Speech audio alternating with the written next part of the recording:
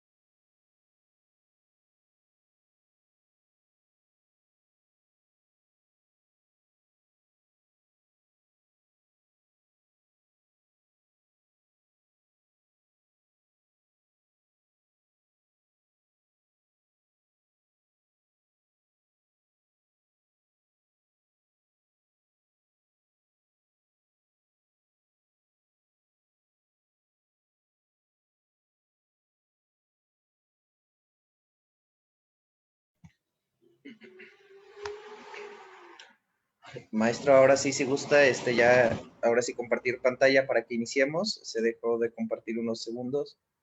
Ya estamos, a través de Facebook Live. Si gusta, puede compartir su pantalla.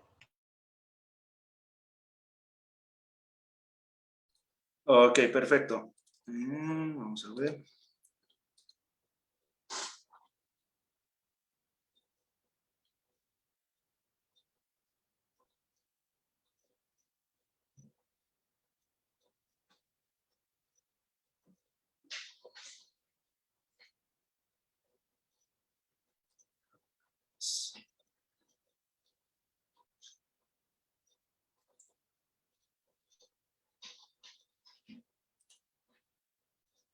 ¿Qué es esto?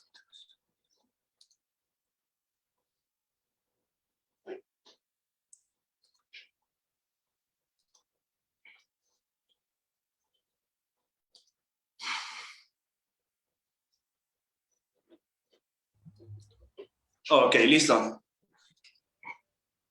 Ok, maestro, muchas gracias. Bueno, primero que nada, bienvenidos a todos los que nos acompañan a través de nuestra plataforma de Facebook Live, a través de la página de la Federación Nacional de Nutrición y Ciencia, a esta última ponencia en el cierre de las jornadas académicas que estuvimos desarrollando por el Día del Estudiante, con el tema de la ponencia del día de hoy va a ser alteraciones metabólicas y nutricionales en el paciente oncológico. Ya nos acompaña el maestro Héctor Manuel García Hernández. Él es licenciado en nutrición, egresado de la Universidad del Valle de Cuernavaca, nutriólogo en la clínica Fisiomor en Cuernavaca y preparador físico. También ha participado en diversas ponencias tanto en Cuernavaca, en Cuautla, así como con la Federación Nacional de Nutrición y Ciencia y con el Colegio de Nutriólogos del Estado de Guerrero. Ha fungido también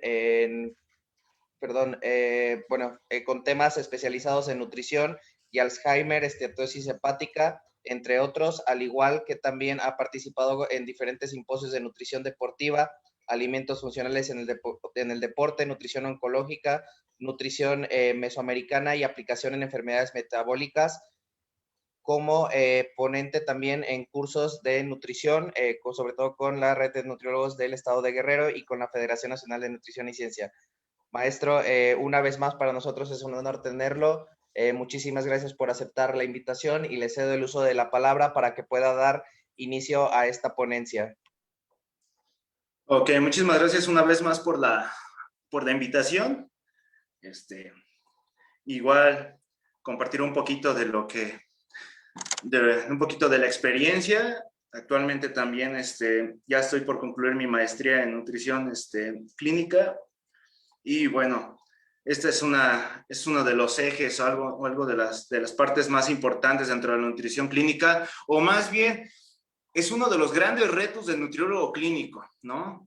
Sobre todo en la parte del área de soporte o cómo tratar el área de soporte nutricional en el paciente oncológico, y para poder lograr un buen abordaje, o una buena intervención, tenemos que conocer un poquito todos estos mecanismos fisiopatológicos y metabólicos que ocurren dentro de este tipo de pacientes. Y bueno, vamos a dar inicio.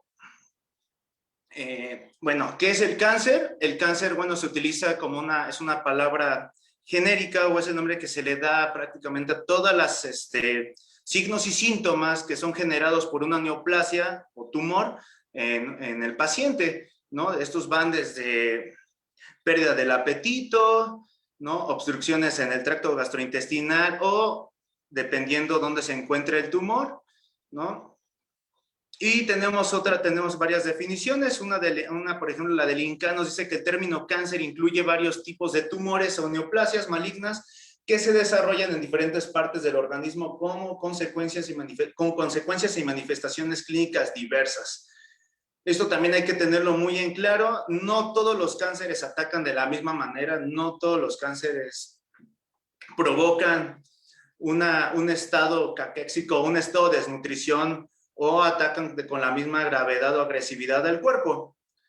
De hecho, los cánceres que más intervienen o afectan más la parte del estado nutricional van a ser todos los que afectan el tracto o el sistema gastrointestinal, cáncer de colon, cáncer de cualquier cáncer que aparezca en cualquier segmento del intestino, ya sea delgado o grueso, cáncer de páncreas, cáncer de pulmón y todos los cánceres de cabeza, ¿no? Cáncer de lengua, cáncer de cuello. ¿Por qué? Porque van a interferir o van a afectar el consumo de alimentos y más adelante vamos a ver cómo estos metabólicamente hablando tienen una consecuencia y un peso sobre la persona, sobre el paciente.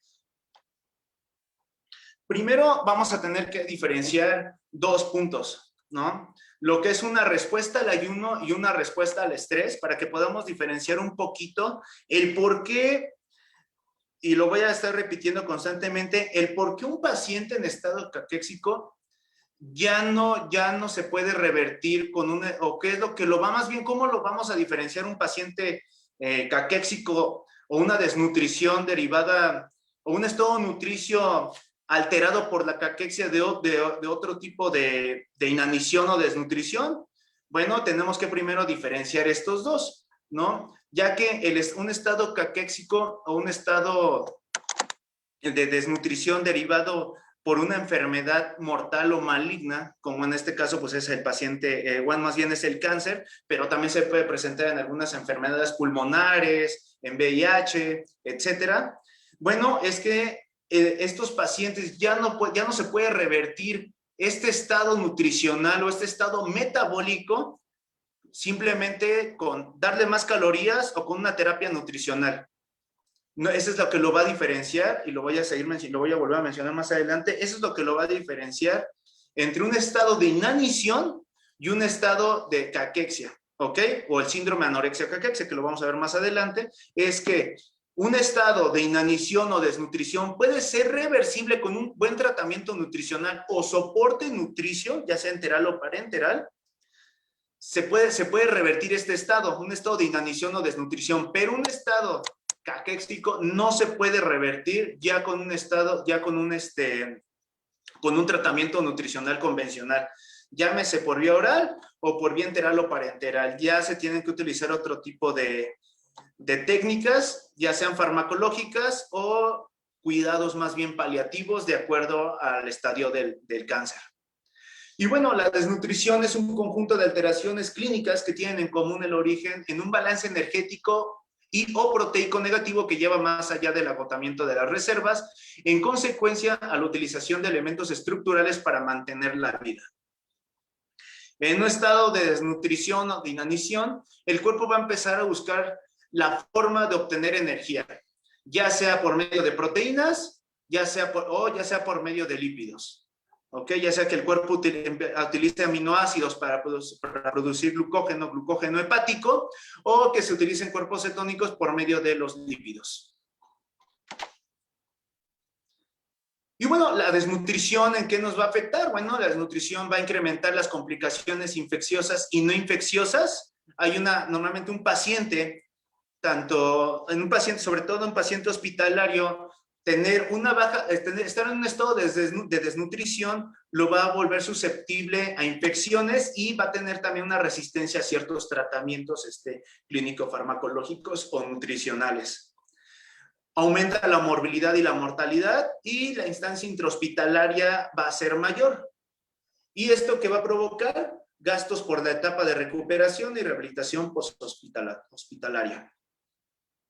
Siempre lo ideal o lo que siempre se busca, como nosotros sabemos, la nutrición es una rama de la medicina que es preventiva, sí, también es curativa, ya lo sabemos, pero es más preventiva. Y desafortunadamente muchas veces al momento de realizar todas las evaluaciones nutricionales, a veces dejamos de lado toda esa parte, o más bien no se realizan ciertos tamizajes, ¿no? Muchas veces cuando el paciente, hablando de pacientes oncológicos, estos cuando ya llegan al hospital, pues ya van a un estado avanzado de desnutrición, ¿no? Y esto va a complicar más, hay que añadirle los posibles tratamientos antineoplásicos, cómo van a seguir afectando su estado de nutrición. Y podemos hablar inclusive, a lo mejor vamos a hablar de un paciente diabético, ¿no? Ya que estamos hablando ahorita, que no estamos tocando directamente ahorita el paciente oncológico o un estado de lesión o injuria. Un paciente diabético a lo mejor llega al hospital, llega a urgencias, pero el paciente a lo mejor no lleva una buena alimentación y está desnutrido, ¿no? O cuántos adultos mayores también muchas veces llegan al hospital, ¿no? Por X o Y, ya sea como les decía, por un problema diabético, por un problema de presión arterial, etcétera, pero siempre que el paciente está desnutrido. Tiene presencia de sarcopenia, que es la pérdida del músculo derivado por la edad, la falta de ejercicio y por la disminución de las hormonas anabólicas, ¿ok? Más o menos para que vayan identificando todos estos pequeños puntos y así para que también al momento que lleguemos a la parte de la caquexia van a poder entender por qué, no, como les decía, no es reversible con un tratamiento nutricional convencional. Entonces, en este sentido, bueno, un paciente que llega en este estado, bueno, el adulto mayor, como lo estaba mencionando, bueno, va a estar más susceptible a lo mejor que la mortalidad o la morbilidad o la mortalidad incremente, porque muchas veces en el hospital se le somete a ciertos ayunos prolongados, ¿no? No es como que luego el paciente llegue, ya vamos a darle una alimentación, vamos a darle una dieta oral o le vamos a meter enteral o parenteral, ¿no? Muchas veces se mantienen en ayunos y eso va a complicar aún más, ¿no? Porque a menor cantidad de músculo, el sistema inmune se va a ver comprometido, va a estar más débil, ¿ok? Entonces, siempre lo que tenemos que tener en cuenta es que nuestros pacientes, de preferencia antes o al estar ya en el hospital, siempre lo que tenemos que tratar es tratar de levantarlos anímicamente, ¿no? Recuperarlos y tratar de establecerlos nutricionalmente. Sobre todo aquel paciente que va a recibir un tratamiento invasivo. En este caso, bueno, estamos hablando de quimioterapia, radioterapia y demás tratamientos antineoplásicos, cirugías, ¿no? El paciente, mientras esté en un buen estado nutricio, la probabilidad o la morbilidad y la mortalidad se va a ver disminuida. Y bueno, hay ciertos mecanismos adaptativos dentro de la inanición simple o crónica. La evolución en forma gradual, lo cual permite que sucedan cambios metabólicos que condicionan una menor necesidad de energía a nivel celular, respuesta adaptativa. Eso quiere decir que los pacientes que están en inanición o desnutrición, ojo, me estoy refiriendo a pacientes que no tienen como tal una patología maligna o un estado de respuesta al estrés, una respuesta a la injuria. Ya puede ser a lo mejor un paciente renal, un paciente que va a ser con problemas pulmonares, un paciente oncológico, un paciente con VIH, etcétera. Estos pacientes no entran dentro de los estados de inanición, ¿ok? ¿Por qué? Porque este tipo de pacientes empiezan también, ellos liberan ciertas citoquinas proinflamatorias y es totalmente distinto, que es lo que vamos a ver más adelante. Entonces, aquí, por ejemplo, podría entrar a lo mejor un adulto mayor que que normalmente ellos sufren mucha desnutrición, tienen sarcopenia, hay una pérdida del músculo y normalmente tienen sarcopenia con obesidad o sobrepeso, ¿no? Tienen una gran cantidad de tejido adiposo, pero tienen una menor cantidad de músculo, ¿ok? Y bueno, aquí hay una adaptación. El punto al que quería llegar era que estas personas, al estar en un estado de inanición, el cuerpo lo que empieza a hacer es que en un estado de reposo, en un estado basal, el gasto energético se empieza a disminuir. Eso quiere decir que estos pacientes empiezan a gastar, su cuerpo empieza a gastar menos energía. ¿Ok? Y cuando la desnutrición es secundaria a una lesión grave y aguda, la respuesta adaptativa no tiene lugar. ¿Ok? En este sentido, aquí no va a pasar eso, no me voy a meter ahorita muy a fondo, lo vamos a ver más adelante, pero solo recuerden que un paciente, por ejemplo, en un estado de desnutrición, vamos a tomar el ejemplo de una persona a lo mejor que padezca anorexia. En este sentido, ese tipo de pacientes sí van a tener una sarcopenia, obviamente, va a haber una sarcopenia.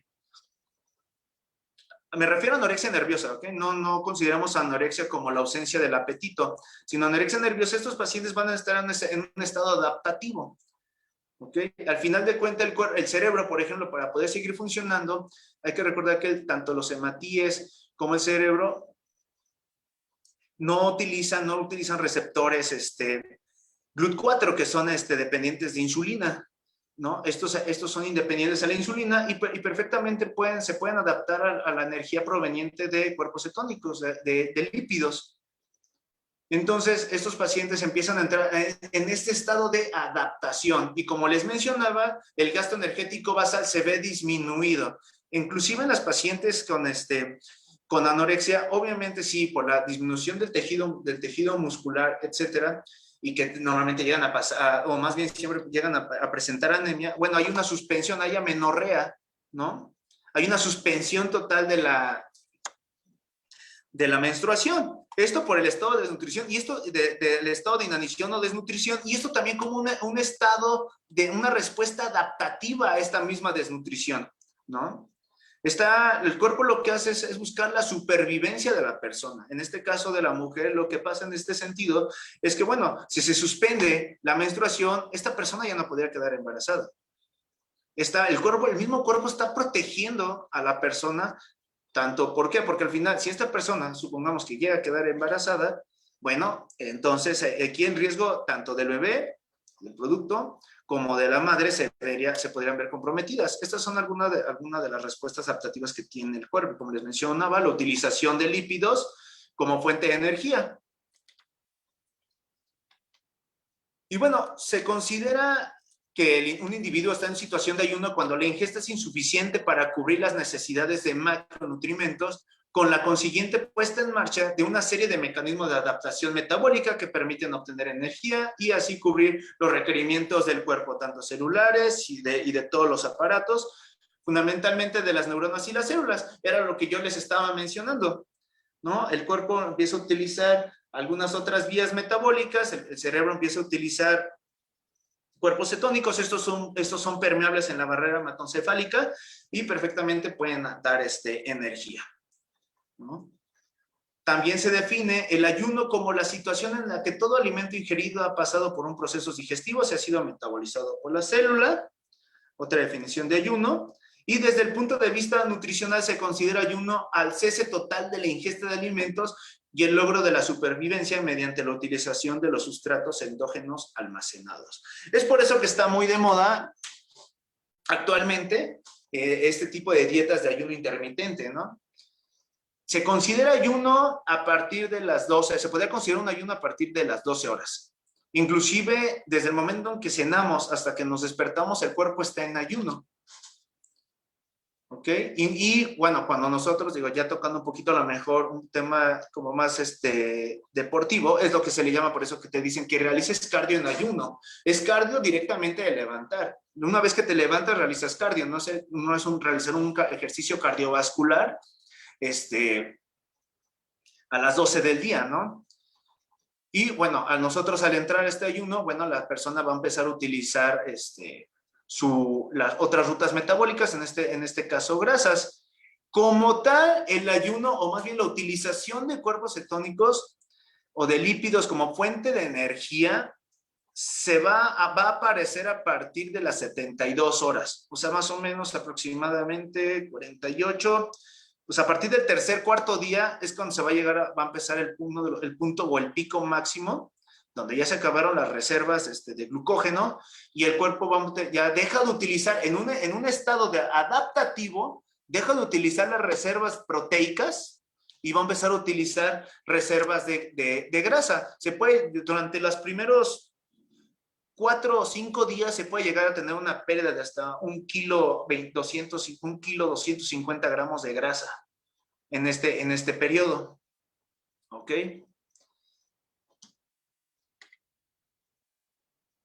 Y bueno, también aquí tanto en estas adaptaciones metabólicas, bueno, hay ciertas señales bioquímicas y hormonales. Hay una disminución de la glucemia, ¿no? Hay disminución de la insulinemia, aumento de las hormonas contrarreguladoras. También tenemos disminución de la leptina. Hay aumento de las concentraciones neuroléptico Y.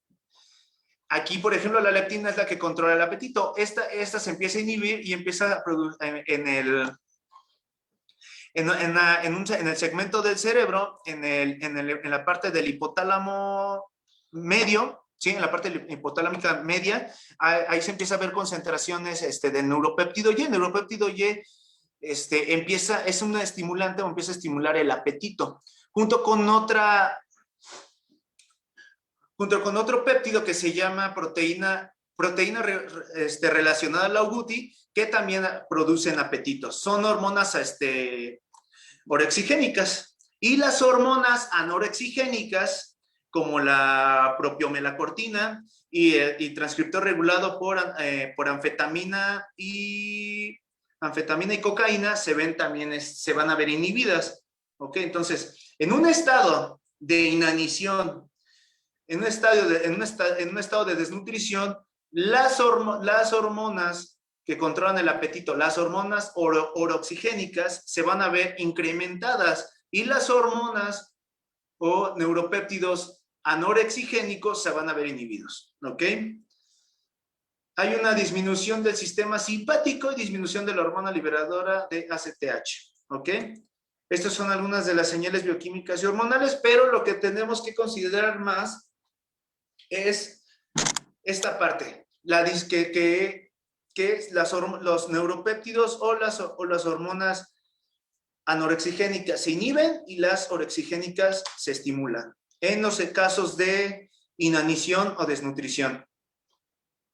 Va a haber proteólisis, sí, pero en estados de inanición, este estado se ve disminuido o se inhibe para entrar a un estado de lipólisis o cetogénesis. Hay glucogenólisis y gluconeogénesis derivado de la producción de glucógeno hepático por medio de aminoácidos, tanto de glutamina como alanina. Y hay consumo energético reducido. Eso quiere decir que el cuerpo, en esta respuesta adaptativa, empieza a utilizar menos energía. ¿Ok? Y sobre todo en su parte basal. Aquí vamos a tener cuerpos cetónicos, que son los derivados de lípidos, de triglicéridos. Ahí va a haber mayor cantidad de ácidos grasos libres. Es muy común que en personas con desnutrición o inanición lleguen a tener esteatosis hepática no alcohólica, hígado graso, ¿no? Un hígado graso, una hepatitis por acumulación de triglicéridos, esto por la alta liberación de ácidos grasos libres en el cuerpo, al igual como puede haber una dislipidemia, puede tener triglicéridos y colesterol elevados. Y por lo mismo, pues también puede haber cierta resistencia a la insulina por la baja producción de la misma. Y vamos a tener glucosa circulante en el cuerpo. Ahora bien, ahora vamos a pasar al otro extremo, que es la respuesta metabólica al estrés o a la lesión o a la injuria. Al haber una agresión, la respuesta del organismo desencadena vías neuroendocrinas u humorales para lograr un equilibrio. Estas vendrían siendo tanto la parte del arco aferente o ciertas hormonas que van a empezar a liberar estas citoquinas proinflamatorias, interleucina 6, factor de necrosis tumoral, interleucina 1, etcétera, presentes en la mayoría de las enfermedades malignas o mortales. Hay varias fases de respuesta sistémica, ¿no? Hay una fase de decadencia o fase hipodinámica, y también está la fase de flujo de aumento o hiperdinámica. La fase de decadencia o hipodinámica es la primera fase en el estado de lesión. Normalmente esta etapa puede llegar a durar unas horas. Normalmente el paciente está hemodinámicamente inestable, puede estar diaforético, y puede presentar taquicardia o bradicardia dependiendo del caso o el estado de lesión. Y la fase de flujo de aumento hiperdinámica. Bueno, aquí ya es un estado en teoría un poquito más estable, pero aquí es donde ya empieza la liberación de todas estas citoquinas proinflamatorias. En la primera fase, bueno, aquí hay como les mencionaba, hay inestabilidad cardiovascular, hay estímulo de los vasoreceptores, suele durar horas, hay una declinación de la vitalidad y esta se da inmediatamente a la lesión. ¿Okay? Normalmente aquí hay muerte celular y por consiguiente pues va a llegar la muerte. Pero si el paciente logra sobrevivir, pasaría a la siguiente fase, la fase de flujo o fase flow. Esta puede durar semanas, es una fase hiperdinamica o catabólica. Aquí ya empieza por lo mismo de las citoquinas proinflamatorias, el estado de desnutrición, el estado de inanición, un estado hipercatabólico, un estado de hipermetabólico donde empiezan a utilizarse ya reservas proteicas. Aquí vamos a tener, aquí ya va a haber toda esta parte de pérdida de tejido muscular. Estado cardiovascular hiperdinámico, proteólisis. Existe un periodo de compensación y aumento de la glucemia hepática por la utilización de aminoácidos, glutamina y alanina como fuente de energía, hiperglicemia mantenida, ¿no? Esto por la sobreproducción y por la utilización, como les mencionaba, de una gran parte de aminoácidos del tejido muscular para producir energía o producir glucógeno. Y hay un alto estrés metabólico. Y hay una tercera etapa, es la parte de anabolismo o fase de convalescencia o fase de reparación.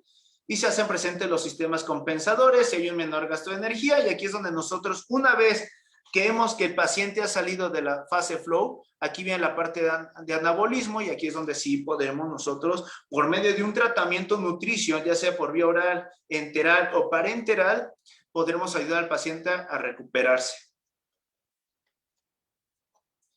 Y bueno, mencionábamos que hay ciertos reflejos neuroendocrinos, es el arco aferente, son señales captadas por el sistema nervioso, o más bien son señales captadas o receptores transmitidas al sistema nervioso central, y estos son estos puntos, ¿no? Que es el dolor, es la hipovolemia, el paciente puede tener ansiedad, miedo, hipoxia, cambios en la temperatura corporal, y como les mencionaba, el paciente puede estar diaforético, etcétera. Estas son señales que el cuerpo nos está mandando transmitidas por el sistema nervioso, donde son señales. Si tenemos un paciente que presenta todos estos puntos, entonces el paciente está en un estado de injuria o de lesión. Y bueno, ya vamos a pasar ahora sí a la parte metabólica del cáncer. Y bueno, hay dos modelos para explicar el desarrollo de la desnutrición de las enfermedades malignas, ¿no? Tomando como punto de partida o como base los pacientes oncológicos o el cáncer o neoplasias. Una es la reducción en la ingesta de los alimentos debidos a la misma enfermedad. Aquí, por ejemplo, vamos a tener estenosis en el tracto gastrointestinal, o sea, va a haber una obstrucción del mismo, derivada, por ejemplo, si tiene un tumor en ciertos segmentos del estómago, del intestino, va a haber una obstrucción. Esto puede provocar tanto problemas gastrointestinales, que es otra cosa que va a influir en la reducción de la ingesta, puede provocar reflujo, puede provocar un vaciamiento más acelerado, o puede provocar también una saciedad temprana. La liberación, y el otro sería la liberación de sustancias endógenas o transmisores a partir de tumores que conducen a la caquexia por cáncer. A diferencia de las otras enfermedades, como yo les mencionaba, que podría ser por ejemplo, una acidosis metabólica, un paciente con VIH, pancreatitis, ¿no? Alguna otra enfermedad que sea un paciente hipermetabólico, un paciente quemado, el propio tumor va a liberar ciertas citoquinas proinflamatorias muy específicas. Estas citoquinas proinflamatorias solamente se liberan en pacientes oncológicos, solamente las va a liberar el tumor y no se presentan en otra enfermedad. Es por eso que sí hay caquexia en pacientes, como les decía, con EPOC y en otras enfermedades, pero por eso hay un término que se llama caquexia neoplásica. ¿Okay? Y también se llega a presentar lo que se llama síndrome de anorexia caquexia. Y más adelante. Y bueno, aquí tenemos este pequeño diagrama que elaboré. Y como les mencionaba, se va a presentar en el cáncer, en pacientes con VIH, SIDA, insuficiencia renal crónica, EPOC, distrofia muscular. En pacientes con sarcopenia también se pueden presentar artritis reumatoide, osteoartritis, diabetes mellitus, sepsis, entre otras, ¿no? Pacientes quemados, etcétera. Va a haber en estos pacientes, tomando el cáncer como la patología que estamos tratando el día de hoy, hay una disminución de la síntesis proteica y por ello va a haber un aumento del catabolismo proteico, un balance energético negativo. O sea, va a haber un consumo negativo de proteínas, un bajo metabolismo de las mismas y por ello pues también va a haber un balance energético negativo, que es lo que nos va a llevar a este estado caquéxico. ¿Ok? Y existen 3 rutas metabólicas responsables de este catabolismo. Tenemos sistema lisosómico, sistema citosólico y la ruta dependiente de ATP-ubiquitina. El sistema lisosómico, tanto el sistema lisosómico como el sistema citosólico son responsables de entre el 20 al 30% de la proteólisis o del desgaste energético proteico en el paciente oncológico. Y el sistema lisosómico, bueno, en este ocurre lo que es la proteólisis extracelular y también hay una afectación en los receptores de las superficies celulares. Y en el sistema citosólico, esta ruta va a afectar o interviene en la parte tanto de autólisis, que es la autodestrucción de la célula, va a haber también va a haber necrosis y va a haber necrosis, va a haber autólisis y también va a haber también un daño o un desgaste, también va a promover toda esta parte del desgaste celular. Y la ruta dependiente de ATP-ubiquitina, aquí lo que va a ocurrir es que esta es responsable del 70% del desgaste, o más bien de la proteólisis que va a haber en el cuerpo. Como tal, esta ruta dependiente de ATP-ubiquitina, esta proteína lo que se encarga es como mandar señales o marcar las proteínas que o las células o proteínas que van a ser destruidas. Y estas se van a ver multiplicadas en estados de lesión y como es dependiente de ATP, pues obviamente esto va a promover aún más el desgaste o el balance energético negativo. ¿Ok? Como yo les mencionaba, tanto el sistema lisosómico como el sistema citosólico son responsables de entre el 20 al 30% del desgaste energético o del catabolismo proteico. Y la ruta dependiente de ATP-ubiquitina va a ser el responsable del 70%. Y bueno, la caquexia tumoral es la máxima expresión de la desnutrición en el paciente con cáncer. Existen 4 mecanismos básicos desencadenantes de la desnutrición en el paciente oncológico. Ojo, tenemos que tener cuidado, debemos de diferenciar sarcopenia, desnutrición, anorexia y caquexia y el síndrome anorexia-caquexia.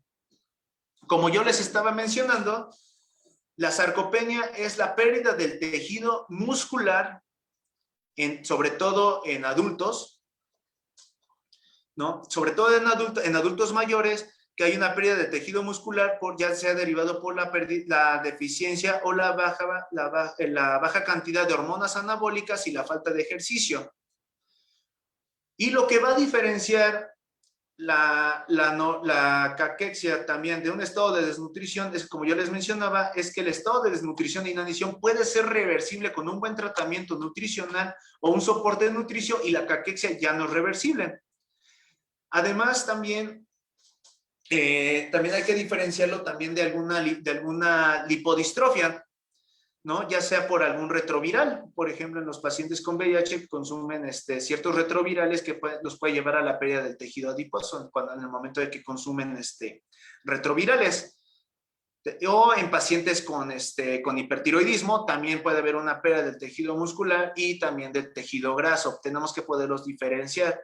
Entonces, ya tenemos que caquexia se va a diferenciar de inanición y de desnutrición, porque esto no es reversible. La caquexia no es reversible por un estado con un tratamiento nutricional convencional, y la sarcopenia es la pérdida del músculo en edad adulta, en adultos mayores, ya por la baja cantidad de hormonas anabólicas y por la falta de ejercicio. ¿Okay? Es muy importante que al momento que se realicen los tamizajes podamos identificarlos también.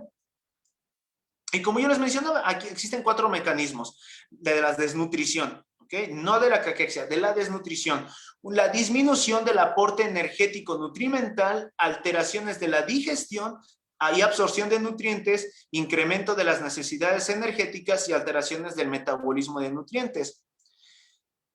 Disminución del aporte energético nutrimental. Bueno, aquí normalmente también estas citoquinas proinflamatorias pueden atravesar la barrera hematoencefálica del cerebro y van a afectar a los lóbulos del cerebro, sobre todo la parte lateral. La parte lateral del cerebro es la que inhibe el apetito, ¿ok? Y la parte central es la que lo va a estimular.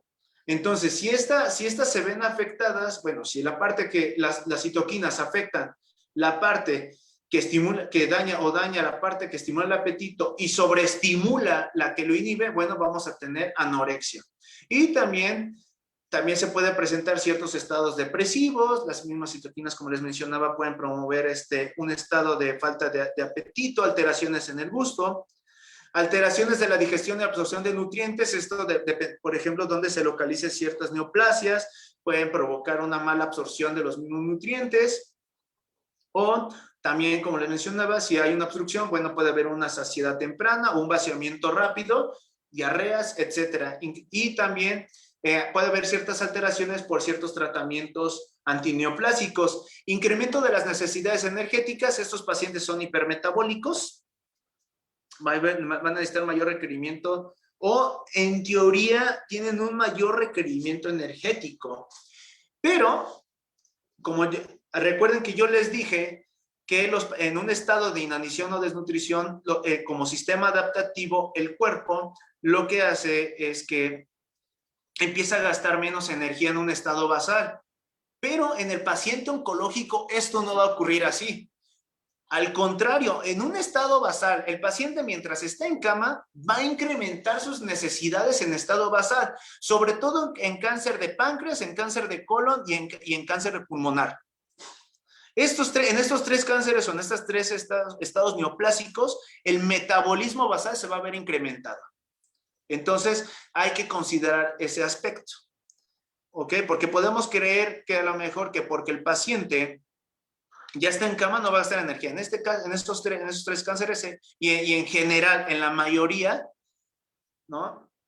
Va a haber un estado de gasto energético basal aumentado. Y eso si el paciente, por ejemplo, pensando que el paciente se le detectó la neoplasia a tiempo, pero muchas veces cuando ya llegan al médico especialista, al oncólogo o a las áreas de cuidados oncológicos ya en el hospital, pues ya cuando ya llegan con un estado del cáncer, ya llegan estadios aumentados, ¿no? Ya llegan estadios avanzados, y obviamente pues ya prácticamente el paciente llega a un estado de desnutrición y a un estado a veces ya rozando la caquexia.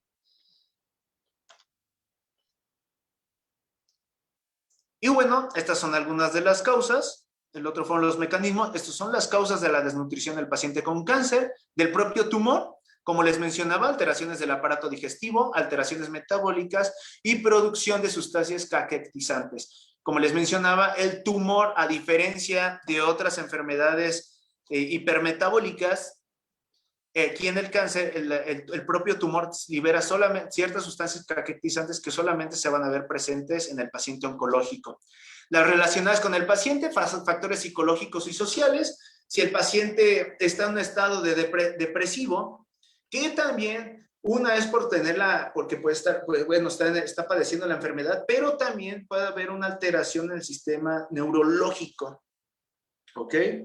Eso también se tiene que considerar. Luego, si el paciente también empiezan a tener afectaciones en su vida cotidiana, en su vida diaria, eso también va a tener una repercusión, ¿no? Si ya no realiza actividad física, si el paciente ya no se puede valer por sí mismo, esto también va a tener una repercusión en el consumo de alimentos y en la desnutrición. Si hay una disminución en el ejercicio, ya no va a haber una, o ya no hay ejercicio, bueno, pues entonces el paciente ya no va a tener una buena síntesis proteica, ya no va a estar ese estímulo que necesita. Producidos por el tratamientos oncológicos o tratamientos antineoplásicos, cirugía, ¿no? Si va a haber una disección o un recorte de ciertos segmentos del intestino, ¿no? Ciertos segmentos del estómago, de la lengua, ciertos órganos, una cirugía, ¿no? Eso muchas veces el estado de nutrición del paciente va a determinar mucho la mortalidad o la supervivencia, ¿no? Dentro de la cirugía, y también qué tanto va a poder tolerar la parte de la radioterapia y la quimioterapia. No solamente es que el paciente reciba su radioterapia y su quimioterapia y que el nutriólogo solamente le esté mandando Ensure o le esté mandando Suportán o le esté mandando Caseinato, ¿no? No nada más se trata de que tratemos de cubrir sus requerimientos energéticos.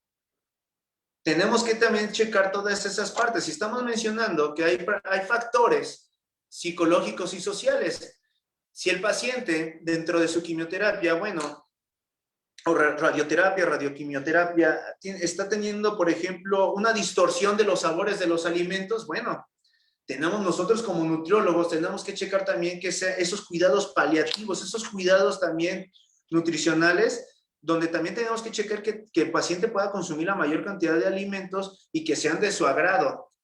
Por ejemplo, estos pacientes tienen un sabor metálico muy fuerte, ¿no? Entonces, ¿qué vamos a evitar? Se hacen recomendaciones como, por ejemplo, que el paciente no consuma sus alimentos con utensilios de metal, ¿no? Que el paciente no consuma alimentos ni muy fríos ni muy calientes, sino a temperatura ambiente, ya que los alimentos calientes tienen un sabor más fuerte, ¿no?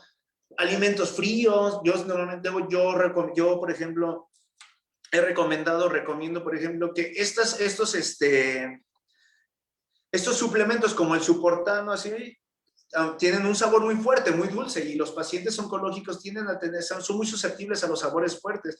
Entonces yo les mandaba también, porque muchas veces dentro de los tratamientos, tanto de de la quimioterapia como la radioterapia, muchas veces presentan estomatitis o presentan llagas o presentan resequedad en los labios, ¿no? Empiezan a tener pequeñas laceraciones en la boca. Yo siempre recomiendo que consuman, por ejemplo, que hicieran paletas, ¿no? Paletas de hielo con los mismos suplementos para que también les estén chupando y así pudieran sentir un poquito más de saciedad y también sintieran algo agradable en la boca, ¿no? Al momento de tener por las lesiones que pudiesen tener. Y bueno, dentro de las muchas alteraciones del aparato digestivo, bueno, hay alteraciones mecánicas y funcionales, hay disfagia, dolor al momento de consumir los alimentos, que esta es una de los puntos más importantes o por los cuales los pacientes oncológicos no consumen alimento, ¿no? Por el dolor, les es muy molesto. Hay que evitar alimentos muy condimentados también, o alimentos muy irritantes. Hay que checar mucho en qué posición o en qué parte se encuentra la neoplasia o el tumor. Quizás ese tumor está provocando reflujo, ¿no? Tenemos que verificar también, ¿no? Si se está produciendo reflujo por la localización del tumor, si se está interfiriendo para que también el alimento pase, ¿no? Y ahí es donde nosotros, bueno, como nosotros ya podremos ver la alternativa, ¿no? Que a lo mejor no está consumiendo los suficientes nutrientes porque hay una alteración mecánica o funcional, bueno, entonces quizás enteral, ¿no? Una alimentación enteral en este caso.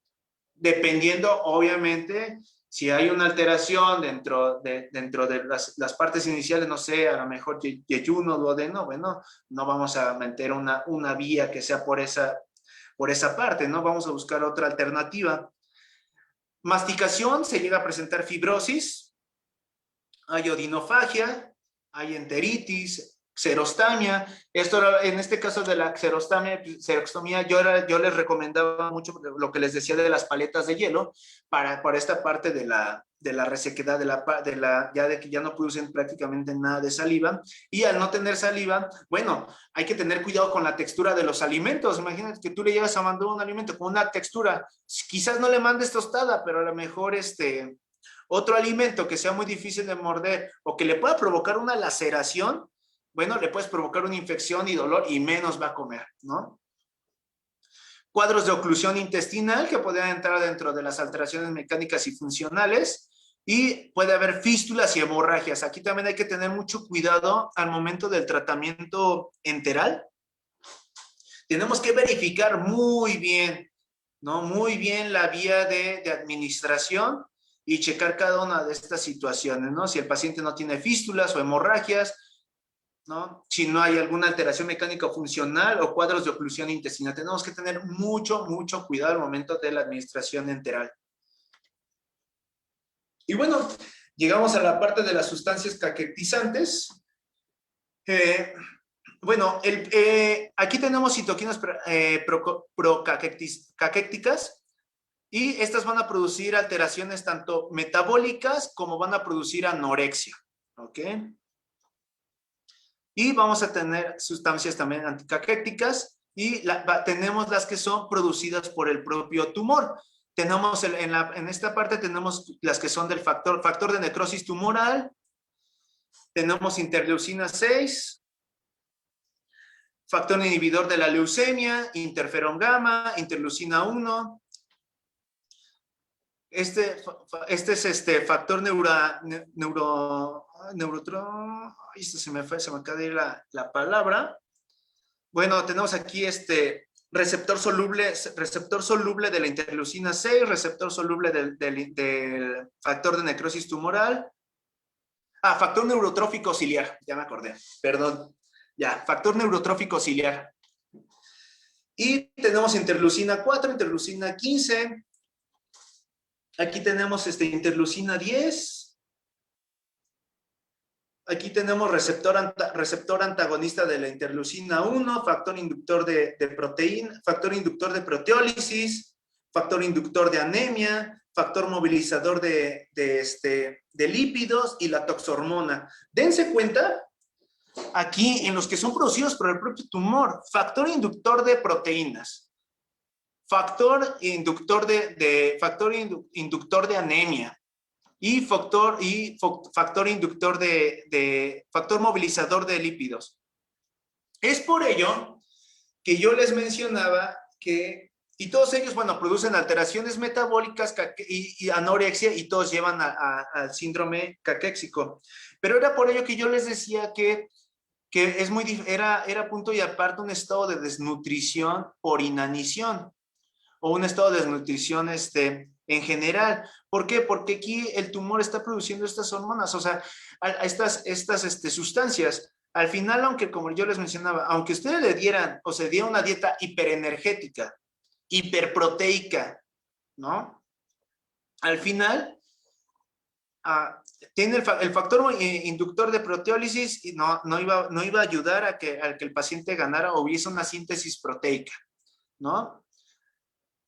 Si el paciente tiene anemia, si tiene anemia y va a tener anorexia, ¿no? Y va a tener una pérdida del tejido muscular, y entonces nuestro paciente, bueno, cada vez se va orillando más a lo que es la parte caquéxica, y todo esto, pues bueno, como yo les mencionaba, por todas estas sustancias. Hay un punto muy importante que no sucede en los otros, en el caso de inanición, y se me estaba pasando ahorita que estoy viendo el factor movilizador de lípidos. Sí es peligroso, sí es una señal de alarma que tengas un paciente con sarcopenia, ¿no? Sí es peligroso. Como yo, por eso les decía que tenían que diferenciar muy bien. Si ustedes en consulta o al momento que realizan interconsulta, realizan tamizaje, etcétera, detectan sarcopenia, ¿no? Van a detectar sarcopenia. Detectan sarcopenia con los diferentes tamizajes, si realizan dinamometría, si pudieron realizar a lo mejor una bioimpedancia, circunferencia media de brazo, etcétera, si checaron a lo mejor la parte de el peso habitual, el porcentaje de pérdida de peso, etcétera. No, detectan sarcopenia, ¿no? Porque es un adulto mayor, ¿no? Pero no hay cáncer. Entonces, bueno, no hay tumor, bueno, es una sarcopenia. Detectan otro paciente que tiene pérdida de tejido adiposo porque está usando retrovirales, pero bueno, no ha perdido tejido muscular, está relativamente en un peso estable o bajo, pero bueno, detectan que es por los retrovirales. Si detectan que un paciente oncológico está perdiendo tejido adiposo, eso es una señal, pues ahora sí que es una señal de cuidado. Si un paciente empieza a tiene pérdida de tejido adiposo, es señal de una enfermedad maligna, ¿ok? ¿Por qué? Porque ya les mencionaba que en un estado de inanición se buscan diferentes rutas metabólicas, ¿no? Y diferentes maneras o diferentes rutas adaptativas del cuerpo. El cuerpo no nos va a dejar, no va a dejar que la persona no se llega a estos estados. Entonces puede llegar a un punto, como les mencionaba, que ya no utiliza fuentes proteicas, ¿no? Tejido muscular, empieza a utilizar tejido adiposo.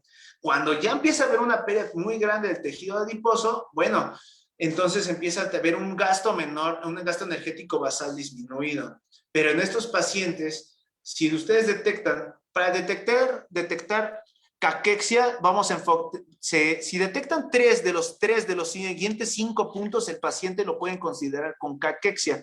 Obviamente se tiene que realizar antropometría, se tiene que realizar demás pruebas de tamizaje y demás tamizajes. Pero si ustedes detectan en su paciente, ¿no? Bueno, llega el paciente a consulta, menciona que no tiene hambre, que se le ha ido el apetito, que ha perdido demasiado peso en los últimos 3 meses, ¿no? Se ha visto muy disminuido, se siente muy cansado, etcétera, ¿no? Y sobre todo, la velocidad del tiempo, o más bien la velocidad con la que está perdiendo el peso a través del tiempo. Sobre todo esto se verifica más en pacientes con sobrepeso o que padecen obesidad. Se tiene que checar muy bien, porque a lo mejor te llega un paciente que tiene normopeso, tiene tejido adiposo. A ver, sí tiene tejido adiposo, pero hay que ver cuánto peso ha perdido. A lo mejor tenía un paciente con, no sé, su peso habitual era de 120 kilos, ¿no? Pero en 2 meses el paciente ya pesa, en menos de 2 meses el paciente ya pesa 100 kilos. Es demasiado. Entonces ahí es una señal de alarma. Tenemos que checar cuánto peso se pierde a través del tiempo. Y otra, la caquexia se puede presentar con o sin pérdida de tejido adiposo. ¿Ok? Como les mencionaba, si es una señal de alarma, si es una señal de una enfermedad maligna, sí. Pero aquí en la caquexia, por eso es muy difícil poderla diagnosticar y que no se pueda confundir tanto con anorexia, sarcopenia u otra patología u otro síndrome. Y como tal, la caquexia es un síndrome metabólico. ¿Ok? Ahorita les voy a explicar por qué. Entonces yo les decía que si se encuentran 3 de los siguientes 5 puntos, podemos ya considerar que este paciente tiene caquexia o principios o precaquexia. Número 1, pérdida de la fuerza. ¿Ok? El punto número 1 es que si empieza a tener pérdida de la fuerza, ¿cómo podemos checar la fuerza? Por medio de dinamometría. Hay más pruebas, ¿sí? Como por ejemplo la de sentarse y pararse de una silla durante ciertas repeticiones durante cierto tiempo, ¿no? También la de la caminata. Me parece que son 4 metros, son 4 metros en 8 segundos, lo mínimo. O la dinamometría, en caso de hombres, se pide que la presión mínima en el dinamómetro sea de 27 kilos y en el caso de la mujer sea de 16 kilos. La segunda va a ser dijimos que era de pérdida de la fuerza. Vamos a tener también pérdida del tejido muscular junto con astenia, que va muy relacionada con la debilidad muscular. Va a haber pérdida de proteínas, proteólisis, y también hay que checar muy bien también que va a haber una pérdida del tejido de la masa libre de grasa. ¿Ok? Eso también hay que checarlo muy bien. Y también tenemos ciertos indicadores bioquímicos. tanto si tenemos una albúmina menor a 3.2, si tenemos una hemoglobina menor a 12, si tenemos un PCR y un PCR mayor a 0.8, y también se llegan a hacer estudios donde si la interleucina 6 está elevada. Normalmente el estudio de la interleucina 6, de hecho hay un tamizaje que es específico para paciente oncológico, donde se evalúa la interleucina 6, pero es muy costoso y no todos los hospitales lo tienen o realizan ese tipo de pruebas. Pero con que ustedes detecten de los siguientes que les dije que era PCR aumentado, hemoglobina, ya por debajo de los 12, una albúmina menor a 3.2, pérdida de la fuerza, pérdida de la masa libre de grasa y astenia, o que también puedan detectar alguna sarcopenia. Y también se va a presentar anorexia, ¿ok?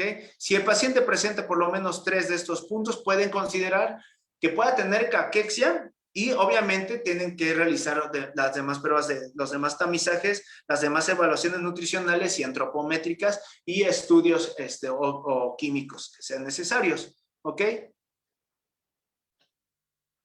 Esto es para diagnosticar caquexia, ¿ok? No es para que si diagnostiquen que el paciente tiene cáncer o que tenga VIH o que no. Esto es solamente para llegar a un diagnóstico de la caquexia. Y yo les mencionaba que como tal la caquexia es un síndrome metabólico. ¿Por qué? ¿Por qué? Porque la caquexia como tal, la definición de caquexia es la pérdida tanto de músculo con o sin tejido adiposo subyacente a una enfermedad o derivada de alguna enfermedad, y donde se va a presentar tanto anorexia, se va a presentar proteólisis o pérdida del tejido muscular, ¿no? Son pacientes hipermetabólicos, y va a haber utilización de proteínas musculares, y va a haber una resistencia a la insulina, ¿ok? Al haber una resistencia a la insulina o haber un problema en esta parte con la insulina, bueno, la insulina lo que hace, o una de sus funciones, es que también evita la producción de glucógeno hepático. Al verse disminuido, ver una resistencia a la insulina, bueno, pues entonces empieza a haber una sobreproducción de glucógeno hepático por medio de aminoácidos, como les decía, que era alanina y glutamina. En el caso del paciente oncológico, bueno, el aminoácido alanina es el que va a producir la mayor cantidad de energía, y la glutamina se va a hacer como fuente o sustrato energético principal del tumor. ¿Ok? Es por ello que el paciente oncológico puede tener un déficit o una deficiencia de glutamina, y muchas veces se llega a administrar algún complemento o suplemento de glutamina. Y también recuerden que la insulina, bueno, si la insulina se ve inhibida, bueno, pues ya no va a haber un estímulo, o ya no se va a ver esta estimulación para que haya receptores GLUT4, ya no va a haber transportadores GLUT4, y por ende, bueno, pues va a haber hiperglucemias, ¿no?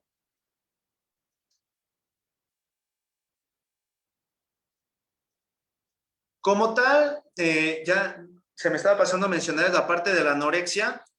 La anorexia como tal es la ausencia de apetito. En el caso del paciente oncológico, bueno, va a estar derivada también por las citoquinas proinflamatorias. Y bueno, también hay que tener cuidado para poderla diferenciar o para poderla detectar, ¿no?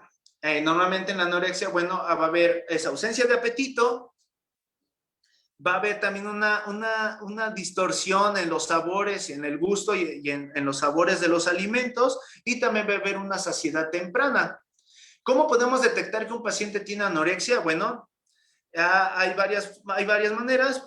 Una de ellas puede ser por el conteo de la comida que se le da al paciente al momento que se le da son métodos a lo mejor muy prácticos, ¿no? No, es más que darle la charola y ver cuánto está consumiendo de ese alimento el paciente, ¿no? Si tú a lo mejor le estás mandando una dieta de 1600, 1800, un ejemplo, y si tú ves que se come un tercio, bueno, de lo que le estás mandando, bueno, entonces ya podemos considerar que esta persona, bueno, ya está teniendo un déficit energético. Y la otra, bueno, observando al paciente, ¿no? Observando al paciente si cómo come, si no le gusta el sabor de los alimentos, checar esos puntos que les dije, ¿no? Que a lo mejor siente una modificación tanto en el gusto, que tiene náuseas, etcétera. Y normalmente aquí podríamos pensar que la caquexia vendría siendo originada por la anorexia, pero no. Inclusive, era que lo que les decía, aquí en este caso, en el paciente oncológico, el paciente puede estar comiendo, y puede tener, más allá de que si tiene o no apetito, le puedes estar llenando de calorías, y esas calorías como tal van a estar alimentando como tal al tumor, y aparte son hipermetabólicos, y las mismas citoquinas preinflamatorias, como les mencionaba, el factor movilizador de lípidos y la proteína inductor la citoquina inductora factor inductor de proteólisis, bueno, van a estar acelerando estos procesos metabólicos. Entonces, es por eso que inclusive hay varias terapias, o una de las maneras de dar ¿cómo se llama? De los tratamientos nutricios son o dietas hipocalóricas en pacientes oncológicos o dietas cetogénicas en pacientes oncológicos, ¿no? Se aumentan las cantidades de lípidos y se disminuyen las cantidades de proteínas en estos pacientes. Ojo, depende del caso, y todos los casos son muy individualizados, ¿ok? Y bueno, en el caso de los hidratos de carbono, el ciclo de Cori se ve acelerado, ya se los mencionaba, ¿no? Hay un exceso de consumo de aminoácidos para la producción de glucógeno, aumento de la gluconeogénesis, glicerol, lactato y aminoácidos, hiperglucemias e hiperinsulinemias. Hay pérdida del tejido adiposo, disminución de la lipoproteína lipasa y lipogénesis y alteración del perfil lipídico, ¿no? Si aquí sí empezamos a utilizar, porque aquí se utilizan tanto lípidos como proteínas, ¿ok? Y no solamente se obtienen proteínas, en este caso, no solamente se obtienen proteínas del músculo esquelético, sino también del cardíaco, ¿ok? También hay un desgaste del músculo cardíaco en este caso. Y bueno, si tenemos gluconeogénesis, por ende, pues posiblemente también, y hay una sobreutilización de lípidos, pues vamos a tener hipertrigliceridemia, hipercolesterolemia, y vamos a tener hígado graso o hepatitis. Hay aumento de la proteólisis, disminución de la síntesis proteica, tanto por citoquinas, falta de movimiento, hay una menor síntesis de las mismas, etcétera, y hay una sobreproducción de proteínas de fase aguda. Esto también se van a producir por medio de el cuerpo, en vez de construir o de mandar aminoácidos al músculo, bueno, las va a transformar, va a haber una producción de proteínas de fase aguda, ¿no? Proteína C reactiva, etcétera. Balance negativo de nitrógeno, y va a haber una hipoalbuminemia. Y bueno, aquí está este cuadro de la proteólisis en forma de resumen de todo lo que les he estado diciendo. Va a haber un catabolismo muscular como tal. Bueno, vamos a tener una gluconeogénesis producida por la alanina. Hay mayor salida de aminoácidos del músculo esquelético, esto derivado, como les mencionaba, por el catabolismo muscular. La glutamina es la fuente primordial de nitrógeno o de energética para el tumor. Va a haber una sobreproducción de proteínas de fase aguda, proteína C reactiva, fibrinógeno y antitripsina. Y va a haber una inhibición de transportes de aminoácidos al tejido muscular, y como les mencionaba, es un círculo vicioso, ¿no? Y bueno, estos serían nuestros 3 palabras clave. Ya lo mencionamos: anorexia, falta de apetito, saciedad acelerada, náuseas, puede haber vómitos también, y va a haber una distorsión tanto del gusto o de la percepción de los olores y sabores de los alimentos.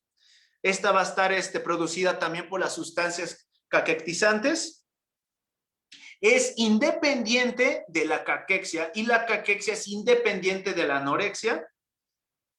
La caquexia se va a diferenciar de la sarcopenia con que la sarcopenia es la pérdida de tejido muscular en adultos mayores derivada por la disminución de las hormonas anabólicas, la falta de ejercicio y la edad, y la caquexia es un síndrome metabólico subyacente a una enfermedad con o sin la pérdida de tejido adiposo, donde se va a ver una pérdida del tejido muscular y cardíaco, ¿ok? Y, bueno, y puede presentarse el síndrome anorexia-caquexia. Alteraciones metabólicas hormonales, estado hipermetabólico, anorexia y astenia, anemia, náuseas crónicas, inmunodepresión, y es progresiva. Ya es todo lo que hemos estado mencionando. Y bueno, aquí hay un cuadro.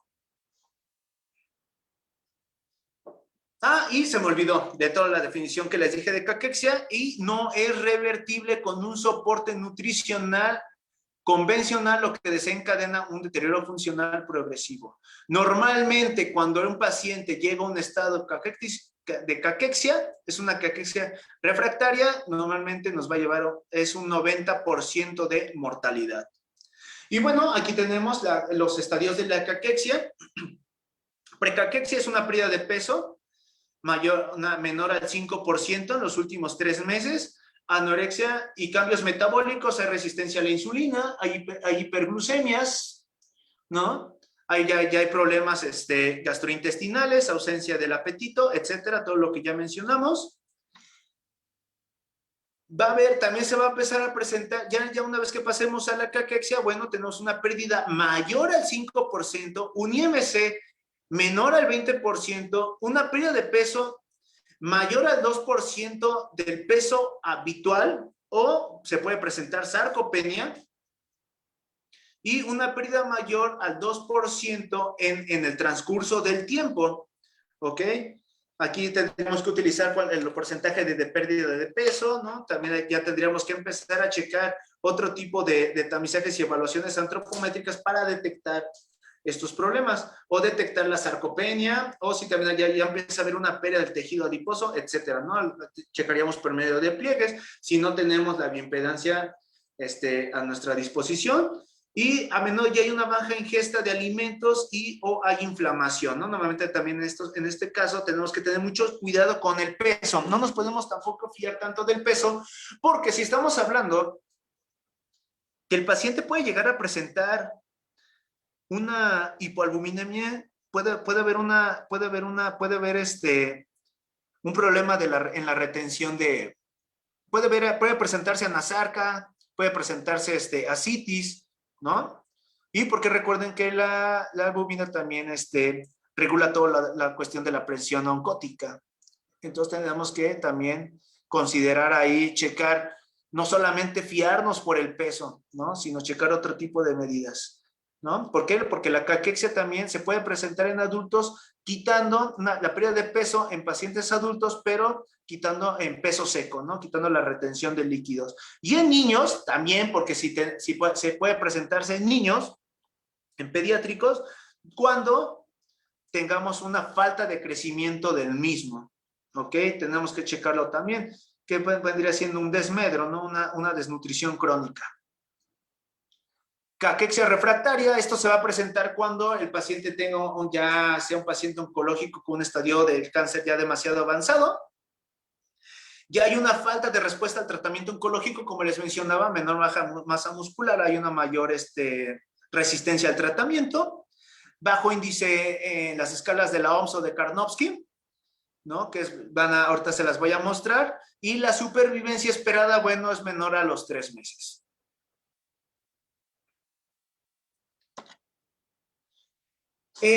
Aquí yo les menciono, aquí les puse este cuadrito para que podamos checar, digo, ya es todo lo que hemos estado mencionando, pero para que puedan checar la diferencia, por ejemplo, entre un estado de una disminución, una pérdida de peso, ya sea por inanición o desnutrición o ayuno, etcétera, contra la caquexia. Lo vamos a mencionar rápido, digo, ya es algo que ya vimos. El peso corporal se ve disminuido. En la caquexia puede estar igual o disminuido. ¿Por qué? Porque ya les mencionaba, puede haber pérdida del tejido muscular, pero no del tejido necesariamente graso. Puede haber anasarca, puede haber un edema, puede haber ascitis, ¿ok? Entonces eso puede distorsionarnos un poquito este dato. la masa muscular se ve disminuida, en la caquexia es una importante disminución, prácticamente es una depresión. Masa adiposa corporal o aporte energético, masa adiposa corporal, bueno, hay una importante disminución. Hay una importante disminución, pero no se ve tan marcada como en el estado de inanición, ¿no? Aquí, como les mencionaba, no necesariamente vas a perder tejido adiposo en la caquexia. El aporte energético de la dieta, si hay una disminución moderada, aquí hay un aumento ligero o una disminución ligera, ¿ok? En la caquexia. Gasto energético en reposo, la disminución es moderada, hay un aumento moderado del gasto energético basal, ¿no? Ya lo mencionamos también, la síntesis de proteína, bueno, importantemente disminuida. ¿Por qué? Porque, bueno, como les mencionaba, bueno, ya no hay una síntesis proteica tan importante por los sistemas adaptativos. En el caso de la caquexia se ve aumentada o hay una disminución ligera en la síntesis. Degradación de proteínas importantemente disminuida e importantemente aumentada la degradación de proteínas. La insulina sérica se ve importantemente disminuida en los estados de inanición y se ve aumentada en el estado de caquexia el cortisol sérico sin cambios y en la caquexia, bueno, se ve aumentada. Esta es la escala de Karnofsky, ¿no? Dependiendo del puntaje, aquí viene desde que si el paciente es capaz de realizar actividad normal, ¿no? 90 puntos, pero si nos vamos para acá en 50 puntos, considerable asistencia, ya necesita cuidados médicos. Bueno, ahí ya tenemos una gravedad, muy enfermo, precisa hospitalización, moribundo, éxitos, que es el fallecimiento. ¿No? Esta escala la podemos encontrar y se puede aplicar perfectamente junto con nuestros tamizajes o al momento en que se está realizando todo el cuestionario o el historial, para darnos una idea en qué estadio, si nuestro paciente puede estar en un estado de caquexia. Y bueno, ya les mencionaba desde un principio, hay factores también como la depresión, la ansiedad, el miedo, ¿no? El estrés puede generar anorexia, puede generar cortisol, ¿no? Y las alteraciones, como yo les mencionaba, si el paciente ya no se puede valer por sí mismo, ya no puede elaborar sus alimentos, ya no fluye, ya no hay actividad física y la interacción social se ve afectada y la calidad de vida igual. Y bueno, también dentro de los diferentes tratamientos nutricios, bueno, ya de tratamientos oncológicos, está la cirugía, la radioterapia y la quimioterapia, y estos también van a afectar de manera considerable el estado de nutrición del paciente. Era lo que yo les mencionaba, que antes hay que procurar nosotros como nutriólogos verificar el estado de nutrición del paciente antes, durante y después de los tratamientos antineoplásicos. Más allá de que si estamos checando, que como les mencionaba, que esté cubriendo las necesidades energéticas y de macros, tenemos que checar más bien cuáles son estos daños que pueden estar, estos daños que está provocando el tratamiento, como yo les mencionaba, las laceraciones en la boca, la resequedad, la ausencia de saliva, la odinofagia, ¿no? Etcétera. Y es que lo que les mencioné, hay una iatrogenia nutricional secundaria del tratamiento oncológico, ¿no? Normalmente nosotros decimos, bueno, el paciente no quiere comer, bueno, nomás hay que darle enteral, o hay que darle puros licuados, ¿no? Y también, si de por sí puede haber una afectación en la motilidad, en los movimientos intersticiales, un problema en los movimientos musculares del estómago, de los intestinos, bueno, si le estamos dando, no estamos dando alimentos sólidos, ¿por qué? Porque decimos que le duele, porque no lo puede comer, bueno, estamos afectando más, ¿no? Y hay una iatrogenia nutricional y médica porque también luego se someten a largos periodos de ayuno. Y bueno, como les mencionaba, a grandes rasgos, terminamos que, bueno, hay los efectos de nutrición en el cáncer. Hay una inmunodepresión debido al tratamiento, se favorecen las complicaciones infecciosas, mayor morbilidad y mortalidad, menor síntesis proteicas, no hay cicatrización, hay muchas heridas por presión, se impide la reparación del tejido dañado por los tratamientos de radioterapia, impide la síntesis de las enzimas digestivas, hay mala absorción. Tenemos astenia y disminución de la masa muscular. También puede haber adinamia, que es una fatiga generalizada, disminuye el tono vital y aumenta los síntomas depresivos, ¿no? La calidad de vida, la tolerancia al tratamiento, disminuye también la tolerancia al tratamiento, aumento de la mortalidad y el aumento de los costos sanitarios, como en forma de resumen de todo lo que ya mencionamos. Aquí hay un cuadrito con las principales afectaciones. Si hay cirugía, bueno, puede haber diarreas por problemas de mala absorción, por disecciones en ciertos segmentos del intestino, del estómago, o de ciertos órganos o músculos, ¿no? Mala absorción de macro y micronutrientes, déficit vitamínicos y minerales, síndrome de dumping, ¿no? Normalmente aquí se presentan muchos problemas de hiperglucemia, ¿no? Hay una mala absorción de los hidratos de carbono, hay una saciedad y una absorción muy rápida, ¿no? O sea, prácticamente el intestino queda permeable y tenemos ese problema. Problemas de la masticación y la deglución, esteanosis esofagástricas, ¿no? En la radioterapia y quimioterapia yo normalmente, más allá, obviamente, antes de mandar las famosas inmunonutrición, arginina, selenio, ¿no? Etcétera, glutamina, sí tenemos que checar primero los puntos básicos, que se cumplan o cubrir las necesidades básicas del paciente en su tratamiento, checar los cuidados y las formas para que el paciente pueda comer más. Y normalmente sí se llega a recomendar mucho la glutamina en casos de radioterapia y quimioterapia, porque sobre todo en la parte de mucositis y esofagitis, tanto por quimioterapia y radioterapia, se manda mucho la glutamina, inclusive se puede mandar en enjuague bucal, ya sea por vía oral o parenteral también, ¿no? Y bueno, pues así como agréguenle todos estos signos que como tal los puede presentar por el mismo tumor, anorexia, mucosis, mala absorción, estreñimiento. La quimioterapia y la radioterapia va a incrementar la morbilidad y la mortalidad del paciente. Entonces, imagínense, si el paciente llega a un estado ya de desnutrición, es muy difícil, las probabilidades de que el paciente caiga en caquexia, que más que una ayuda,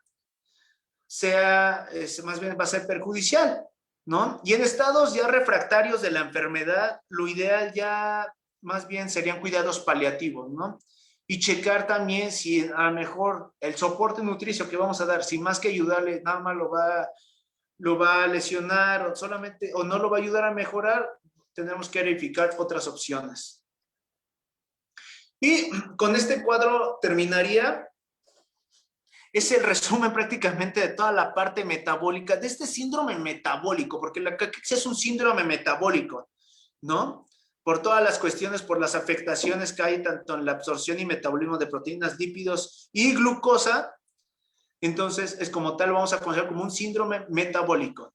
Hay una sobreproducción de citoquinas, estas atraviesan la barrera hematoencefálica, lo que les mencionaba en un principio, la activación de neuropéptidos. En un caso de inanición, los anorexigénicos, que es la propiomelanocortina, y el transcriptor regulado por anfetamina y cocaína y la propiomelanocortina, se ven inhibidos en la inanición, pero en el cáncer se ven estimulados, ¿no? Y se suprimen los neuropéptidos como son los aroxigénicos, que son neuropéptido y proteína relacionada a la UTI. Y bueno, en este círculo vicioso, estos van a provocar anorexia, ¿no? Estos van a sobreestimular el sistema nervioso central. Proteínas, va a haber una sobreproducción, las citoquinas va a producir una sobreproducción de proteínas de fase aguda. Hay proteólisis, hay caquexia, y aquí entra el síndrome anorexia-caquexia. Por eso las flechitas que se van y vienen. Las citoquinas, interleucina 1, 6 y factor de necrosis tumoral. Hay una resistencia a las señales periféricas. Y hay un aumento de la serotonina, la dopamina, la grelina y la leptina. ¿Ok? De hecho, se ha encontrado que en pacientes oncológicos los niveles de serotonina se ven incrementados. ¿Ok? Entonces también obviamente, bueno, lo que les mencionaba, la leptina y todo eso, también esos estudios se podrían verificar. Y una vez más, estos al verse incrementados, activación de neuropéptidos, anorexigénicos, y este es el círculo vicioso, y en este cuadro englobamos todas las alteraciones metabólicas y el por qué no podemos revertir tan fácil la anorexia, la caquexia, la sarcopenia y desnutrición de un paciente oncológico simplemente con darle una alimentación hipercalórica, hiperproteica. Va más allá de eso, ¿ok? Y como nutriólogos tenemos que saber poder identificar si nada más, si tiene anorexia, si tiene caquexia, si es sarcopenia, si es una lipodistrofia, para poder dar un mejor tratamiento nutricional y un mejor abordaje nutricio y quizás también mejores cuidados paliativos en el paciente. Y bueno, aquí tenía un pequeño cuadrito, ya para concluir, con esto termino, sobre que se utilizaba EPA, que es eicosapentaenoico, ácido eicosapentaenoico, es omega 3, ¿no? Se encontró que, por ejemplo, que una dosis de 0.5 podía detener la proteólisis en ratones. Esto se usa en ratones, ¿no? No está totalmente comprobado que en seres humanos funcione, pero está en estudios, ¿no? Se encontró que en los factores humorales el EPA inhibe la síntesis de factor movilizador de lípidos, que inhibe el factor inductor de proteólisis, normaliza el metabolismo, hay un mantenimiento de las reservas lipídicas, en el caso de las proteínas estimula la proteólisis muscular, estimula la síntesis de proteína muscular, perdón, y va a disminuir la pérdida de la masa muscular. Factores tumorales, el EPA disminuye la producción de citoquinas y mejora el apetito y favorece la ganancia de peso. En caso de seres humanos se utilizan dosis de 0.8 gramos, ¿no? Pero esto depende mucho al momento que ustedes hagan su distribución de macros. Recuerden que también las calorías de lípidos varían mucho, ya en el caso cuando se utilizan soluciones, sobre todo en soluciones parenterales, ¿no? La combinación tanto de omega 3, omega 6, ya sea omega 3 solo, no tienen las mismas calorías, ya no se cuentan como 9 calorías, ya son de 10 kilocalorías por gramo. Entonces también se tendría que considerar. Es una opción junto con la glutamina, pero como les mencionaba, más allá de la inmunonutrición, primero tenemos que realizar un buen diagnóstico y checar los cuidados básicos, que hay que checar bien que el paciente pueda consumir sus alimentos, considerando los demás daños y la iatrogenia que pueda traer consigo los demás tratamientos nutricios. Bueno, yo con esto concluyo el tema. Sí es un poquito largo y un poquito pesado, y quizás muchas partes suenan repetitivos, pero sí es de suma importancia que lo sepamos diferenciar y lo sepamos detectar, ¿no? Y esto hablando del cáncer, pero esto se puede aplicar en los demás pacientes pulmonares, pacientes que sufren por acidosis y alcalosis metabólica o respiratoria, pacientes intubados, VIH, sepsis, etcétera. Y bueno, yo con esto concluyo el tema. No sé si ahí va a haber preguntas o respuestas. De todos modos, pues agradezco mucho por la invitación.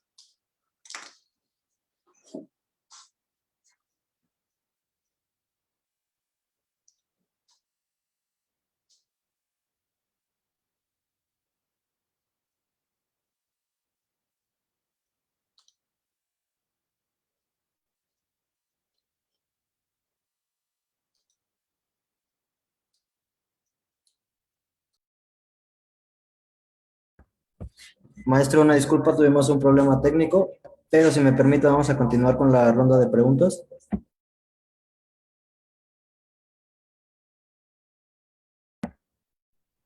Pregunta Norma Angélica. Cuando hay náuseas después de la quimio, ¿qué es las recomendaciones alimentarias ideales? Ok, aquí lo primero que yo recomiendo es checar primero, bueno, qué alimentos, yo te recomiendo siempre alimentos fríos, ¿no? Alimentos fríos siempre es como lo más recomendado. Evita alimentos que tengan sabores muy fuertes, o muy dulces, o muy salados, o muy condimentados. Y yo siempre, por ejemplo, recomiendo paletas de hielo. A lo mejor yo les di la opción de utilizar algún complemento como Suportán o el Casec, etcétera. Pero yo recomiendo mucho, por ejemplo, que se les den paletas de hielo. Una vez que terminen la quimioterapia, que chupen una paleta de hielo, de cualquier sabor, del sabor que más le agrade, que la chupe, y eso les va a calmar mucho la náusea, y aparte va a haber una sobreestimulación de la saliva. Y también hay que checar muy bien qué alimentos le vas a estar dando. Yo evitaría mucho, evitaría el pescado, que tiene un sabor muy fuerte. No es que sea malo, pero no todos los pacientes lo toleran, ¿no? Yo optaría mejor por alimentos. Si no hay lesiones en la boca, pues, por ejemplo, yo llego a mandar, por ejemplo, a lo mejor un pan tostado con aguacate, ¿no? Que consuma algún producto como huevo, pero para obtener un poquito más de calorías, yo daría eso, pero si no, las paletas de hielo son la mejor opción para pacientes que acaban de salir de la quimio, de la radio, que salen con muchas náuseas. Una paleta de hielo les calma mucho las náuseas. Muchas gracias por su respuesta, maestro. Le leo otra pregunta. Sheila Kelber pregunta, ¿la serotonina al estar elevada, por qué no se refleja en el estado de ánimo del paciente? Ok. Como tal, aunque hay un estímulo serotoninérgico, ¿no? Sí, a lo mejor que diga, bueno, que se considera como una de las hormonas de la felicidad, etcétera, ¿no? La serotonina. Sí, no se ve reflejado porque también hay otras sustancias, ¿no? Por ejemplo, estas sustancias caquetizantes al entrar al cerebro también provocan un estado de depresión. Es por eso que igual quizás también aquí esta parte emocional, ¿no? Que a lo mejor que el paciente lo ven triste, lo ven decaído, va más allá de que digas, oye, suena un poquito trillado y a lo mejor puede sonar hasta un poquito feo que diga, pero decirle, siéntate bien, ¿no? No, a ver, tranquilo. Estas sustancias tienen un efecto neurológico, ¿ok? Entonces también hay al haber una modificación o una inflamación, porque también es una inflamación también en el cerebro y todo eso, también provoca estados depresivos en el paciente. Más allá de que se eleven los niveles de serotonina, el paciente, por ende, por las demás citoquinas proinflamatorias, los demás desórdenes neurológicos, la presencia de anorexia, etcétera, le va a provocar una depresión, ¿no? Entra en un estado depresivo por la enfermedad y por las sustancias caquetizantes. Entonces, aunque se le eleve la serotonina, no quiere decir que a lo mejor tú puedas ver reflejado en el paciente en ese sentido eso, ¿no? Entonces, no lo vas a poder tampoco sacar de esa depresión tan fácil, ¿no? También requerirá fármacos, ¿no? Hay que ver también, ver qué otra forma en que puedas estimular esa parte. Por eso era muy importante la parte social, que yo lo mencionaba, que si el paciente ya no puede salir, se empieza a quedar encerrado, se queda postrado en cama, eso lo va a deprimir más. El cortisol es la hormona del estrés. Más allá que cheques, por ejemplo, yo más que checar a lo mejor la serotonina, checaría mejor el cortisol. ¿Qué tan estresado está tu paciente? ¿Qué tan estresado está el paciente? ¿No? Muchas gracias, maestro. Y terminamos con esta última pregunta que menciona, ¿qué alimentos están contraindicados antes de la quimio? Al igual que los alimentos que yo mencionaba, que le pueden, cualquier alimento que le pueda provocar náuseas, ¿no? Normalmente sí se les pide que vayan en ayuno, porque normalmente sí provoca náuseas, provoca vómito, provoca reflujo, ¿no? Entonces normalmente se les pide que vayan en ayuno. La recomendación sería algo muy ligero antes de asistir a las quimioterapias o a la radioterapia. Yo mandaría como les decía, a lo mejor tomaría un complemento, ya sea de acuerdo a las necesidades de su paciente, ya sea su Portal, ya sea Ensure, que lo esté consumiendo para que no vaya con el estómago vacío, o algún alimento que sea de fácil absorción. Esto dependiendo dónde se localice el tumor, ¿no? Porque también acuérdate que puede haber una mala absorción, o no puede haber, a lo mejor no hay un buen vaciamiento gástrico, ¿no? Entonces tendríamos que verificar todo eso. Simplemente a lo mejor cualquier alimento que nosotros veamos que pueda, que le provoque por sí solo ya náuseas, o un alimento muy condimentado, o un alimento muy difícil de digerir, yo creo que hay que evitarlo por completo, ¿no? Quizás si no quieres que el paciente vaya en ayunas, pues dale a lo mejor, pues, si el paciente lo tolera bien, a lo mejor un poquito de pollo, ¿no? O algo, con un buen sabor, te digo, de preferencia temperatura ambiente, no calientes, ni muy fríos tampoco, y que pase, sobre todo que vaya bien hidratado, ¿no? Bien hidratado, bien con un buen consumo de electrolitos, que vaya bien hidratado, y con eso, bueno, pues va a ser más que suficiente. Muchas gracias, maestro, por su respuesta.